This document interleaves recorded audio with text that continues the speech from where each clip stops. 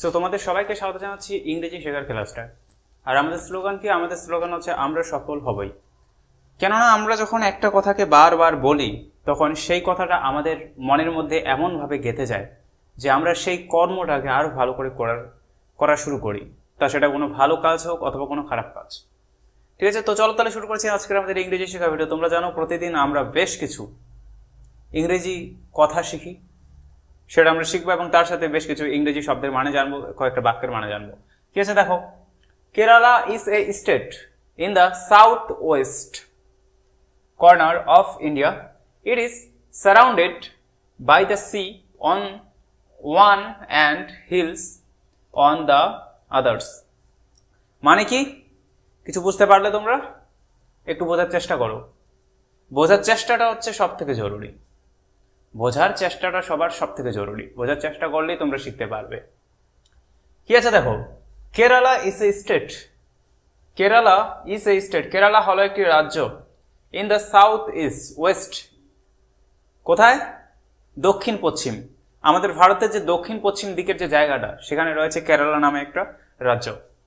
Corner, corner মানে কোন? আমাদের দক্ষিণ পশ্চিম যে কোন রয়েছে আমাদের ভারতের, সেখানে রয়েছে কেরালা। অফ ইন্ডিয়া, কোথাকার? ভারতের। ইট ইজ সারাউন্ডেড, এটিকে ঘিরে রয়েছে। এই যে কেরালা রাজ্যটাকে আছে, মানে কেরালা যে রাজ্যটা আছে সেটাকে কিসে ঘিরে রেখেছে? সারাউন্ডেড মানে কি? ঘিরে রাখা বা ঘিরে থাকা। বাই দ্য সি, কিসের দ্বারা? সি মানে সমুদ্র দ্বারা। অন ওয়ান, এক সাইডে আছে কি? সমুদ্র। তাহলে এক সাইডে সমুদ্র দিয়ে ঘিরে রাখা আছে এই কেরালা রাজ্যটা। অ্যান্ড হিলস, এবং কি আছে? আরেকটা আছে পাহাড়। কোন দিকে আছে? On the other. তাহলে এক সাইডে আছে এই কেরালা যে রাজ্য আছে, কেরালা রাজ্যের একদিকে আছে কি? একদিকে আছে সমুদ্র, আর আরেক দিকে আছে কি? পাহাড়। সেটাই তোমরা বুঝতে পারলে। তাহলে এগুলিকে একটু ভালো করে তোমরা মুখস্থ করবে। তো চলো তাহলে এবারে চলে যাচ্ছি তোমাদের একদম কিভাবে তোমরা বাংলা থেকে ইংরেজিতে কথা বলতে পারো, যেটা তো তোমাদের জন্য আজকে বাক্য রাখছি। খুবই সহজ, কোনো কঠিনের কিছু না। আর তোমাদের ভাই, এটা তোমাদের সবার এটা নিজের চ্যানেল। তোমরা যদি চাও যে তোমরা ভালো করে শিখতে প্রতিদিন, তবে অবশ্যই আসো। আর আমি জানি যে তোমাদের মধ্যে অনেকেই আসছো না, কোনো ব্যাপার না, আমার কোনো ক্ষতি হবে না। তোমাদের আমি বারবার বলি যে তুমি যদি না শেখো আমার কি ক্ষতি হবে? কিছু ক্ষতি হবে না। আর তুমি যে নিজেকে পড়াশোনা আবার শিক্ষিত মনে করছো না, সেটা আমার যে বাকি ভিডিওগুলো থাকবে না, সেটাকে একটু দেখে নিও। তুমি কেমন শিক্ষিত? তুমি জীবনে ভিখারি হবে তুমি হাজার পড়াশোনা করো, বুঝলে? যদি 100 জন পড়াশোনা করে, এই 100 জনের মধ্যে 10 জন কিছু করতে পারবে, আর এই যে বাকি 90 জন থাকবে না, এগুলি ভিখারি হবে। কেননা কোনো কাজ করতে পারবে না। পড়াশোনা করার পর কোনো কাজ করতে ইচ্ছে করে না, বুঝবে তুমিও। তোমারও একদম সেমই অবস্থা হবে। কেননা তোমরা যতদিনে সবকিছু জানবে না, ততদিনে তোমাদের হাত থেকে তোমাদের যেটা মূল সময় সেটা চলে যাবে, ভিখারি হবে।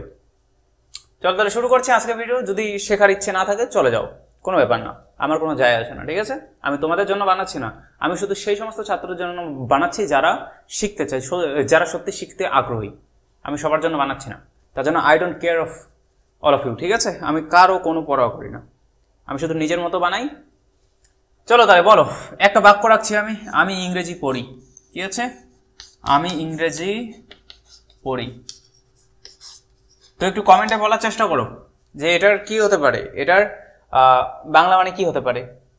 আরেকটা বাক্য রাখছি যে আমি ইংরেজি পড়ি না।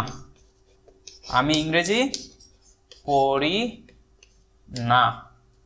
বলো, এই দুটোর উত্তর কি হবে? আমি ইংরেজি পড়ি না। এই দুটোর উত্তর তোমরা সবাই কমেন্টে জানাও। আর আমি যেটা তোমাদের শেখাবো সেটা এটা না, আমি তোমাদের শেখাবো আমি সাইকেল চালাই। আমি সাইকেল চালাই, এটা আমি তোমাদের শেখাবো।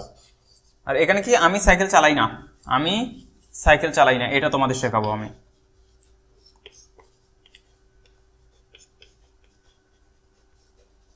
আমি সাইকেল চালাই না, এটা আমি তোমাদের শেখাবো। তো বলো কি হতে পারে প্রথমের উত্তরটা? আমি ইংরেজি পড়ি অথবা আমি ইংরেজি পড়ি না, এই দুটির উত্তর কি হবে? কমেন্টে জানাও। দেখো কি আছে তাহলে। সবার প্রথমে কি আছে? আমি মানে আই, তারপর চালানো মানে কি? ড্রাইভ অথবা রাইট লিখি আমরা, আই রাইট। তারপর কি আছে? Cycle, CYCLE, I ride cycle, আমি সাইকেল চালাই। তাহলে আমি সাইকেল চালাই না, সেটা কি হবে? আমি সাইকেল চালাই না কি হবে সেটা? সেম, আই চালাই মানে রাইট, সাইকেল মানে CYCLE।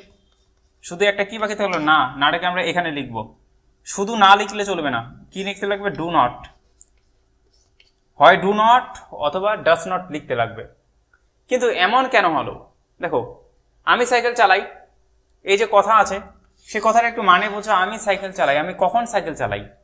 যদি আমি অতীতকালে সাইকেল চালাতাম, যদি আমি কালকে সাইকেল চালিয়েছিলাম, তাহলে আমি বলতাম কি, আমি সাইকেল চালিয়েছিলাম, আমি সাইকেল চালিয়েছিলাম।